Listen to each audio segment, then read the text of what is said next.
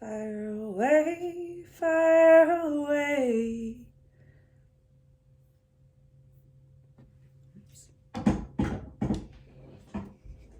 Oh my God. Check, check, testing. Nope. Check, check. This is why you always test, because I've forgotten to press a button. Check, check, testing, testing. 1, 2, 3. Okie dokie. Hey everybody, welcome to a new episode of Create Your Own Truth. We are nearing the end of season 3, which is kind of hard to believe. But I want to keep bringing you impactful episodes that are just little bursts of tips, motivation, impact, whatever you are needing. So as always, please reach out to me if there's anything specific you want to hear. But I do have a few ideas for the rest of this season, and then I'll be taking my 4-week break and wrapping it up for a bit and then coming back. And like I said in my last episode, I am going to be coming up with maybe like a newer structure for season 4, a little more organized and just maybe a little bit shorter than I have been doing.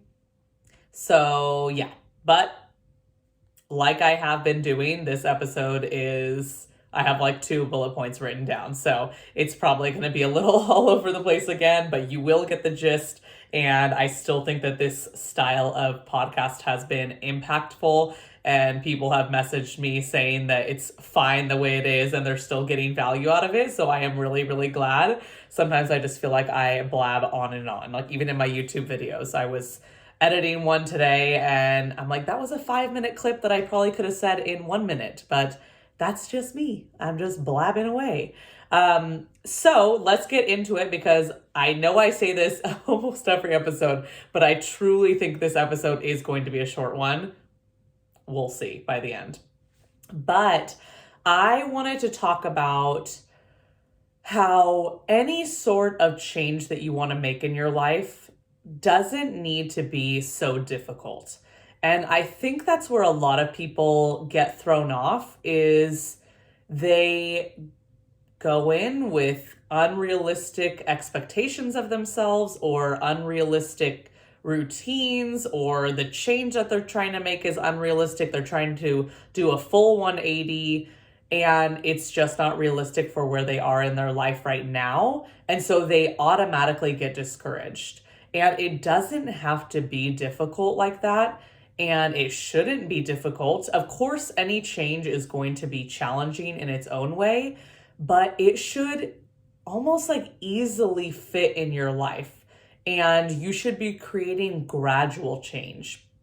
So if you are trying to do a full 180 and the change you're trying to make is so big and so unlike what you are doing right now, it's just setting yourself up for failure, because it's not fitting naturally into your life where you are right now, who you are as a person, and that's okay.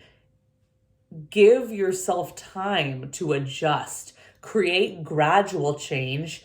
And this is why I always talk about baby steps and just getting moving, because when we make a huge change, it can feel so daunting that we're taking this huge leap away from where we are right now. And it's just too intimidating and too unrealistic. And we end up going back to our old habits, our old ways. And before you know it, more time has passed and you're not changing in the way that you thought you were or that you were desiring to. So this is, again, why I talk about baby steps so often.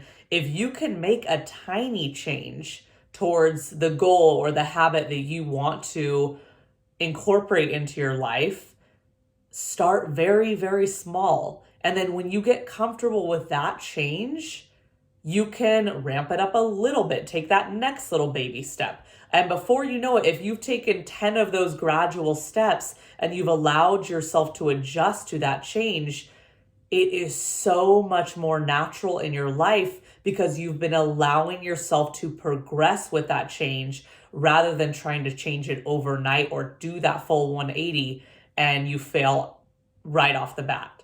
So it doesn't have to feel difficult, and it shouldn't. It shouldn't feel forced. It doesn't have to be unenjoyable. And that's the second point I want to get into, is that if anything feels unenjoyable, you don't need to do it. There is no specific mold for what a life should look like, or what a routine should look like, or healthy habits, or a fitness routine, or a relationship with food. There is no mold or specifications to what that should look like. So if you're trying to follow something that you think is right and is the right way to do it, and maybe you're looking at a social media account who is doing it a certain way, mine included, you don't have to follow exactly what I do, and you shouldn't.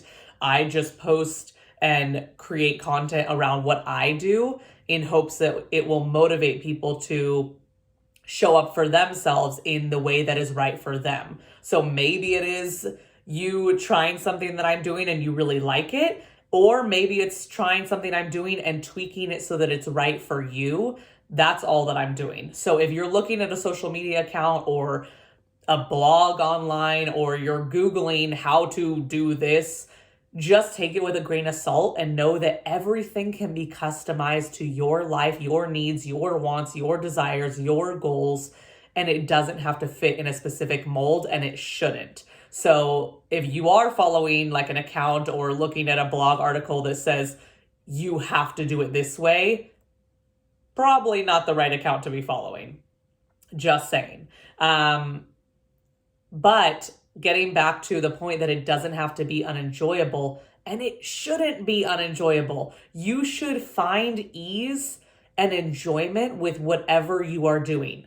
So, of course, there's going to be those days where we just don't want to do it. But if for the most part, you feel really good and confident and empowered and amazing, and you feel energized by what you're doing, then that's what you should continue doing. Yes, we'll have those hard days where we're just feeling lazy, unmotivated, or we just straight up need a break. But if you are feeling like it is so hard, so forced, you don't enjoy it, you are dreading showing up for yourself, that is not the right move for you. You need to switch up your routines, switch up your habits, switch up the changes that you're trying to make. But I will go back to the first point of it being too difficult. If it's unenjoyable because it's just too difficult for where you are in your life right now, but you still want to try to create that change, try scaling it back and take that first baby step. And then maybe you find that you do actually enjoy the change you're trying to make by doing that very small step and then gradually creating that change. And it's enjoyable for you in that regard. So maybe it was just too difficult in the beginning, so you were finding it very forced and it just wasn't fun at all. Then try scaling it back. But if you don't even like the scaled back version, try something else. And this is very vague. I know that. I could be talking about food, exercise, morning routines, healthy habits. I can be talking about anything that you're trying to change in your life. So if it feels forced, if it feels too difficult, if it feels unenjoyable, scale it back to the very, very basic baby step that you can take to create that small change from where you're at right now. And if it still feels unenjoyable after that, try a different path. You don't need to fit in a specific idea or mold of what society thinks you should be doing. Make sure you are enjoying the habits that you are incorporating into your life, the changes that you are trying to make, because it's life. It should be enjoyable. Even the things that we think are not enjoyable. Like if a morning routine sounds like hell to you, but you are not enjoying the way that you are currently waking up and, dragging yourself out of bed and, trying to get ready for work and you're always running late, that's clearly not enjoyable either. So find a happy medium where you are not feeling forced to make all these unrealistic changes, but you're also feeling like you're starting your day with intention and you're feeling empowered and you're feeling like it's creating a positive domino effect on the rest of your day. So it gets to be fun. It gets to be easy. It gets to be enjoyable. Is it still going to be somewhat of a challenge? Absolutely. Any change is. Getting out of your comfort zone is. But you don't have to take this giant leap forward.